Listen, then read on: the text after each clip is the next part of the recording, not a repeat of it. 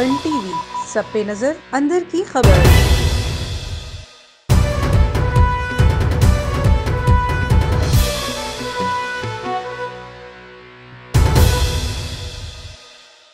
आपको अहम खबर से आगाह करें। वज़ीर-ए-आज़म पाकिस्तान इमरान खान रवां हफ्ते अफगानिस्तान का दौरा करेंगे। आपको अहम खबर से आगाह करें। वज़ीर-ए-आज़म इमरान खान रवां हफ्ते अफगानिस्तान का दौरा करेंगे। वज़ीर-ए-आज़म एक रोज़ा दौरे पर काबुल पहुंचेंगे।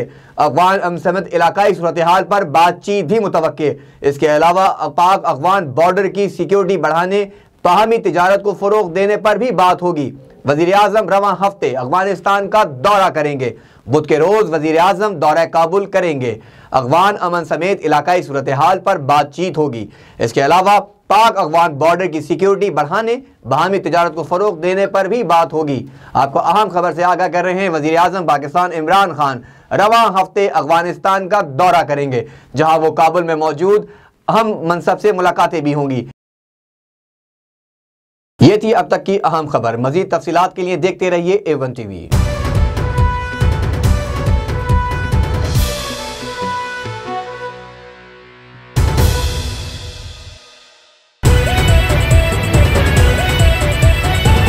A1 टीवी, सब पे नजर, अंदर की खबर।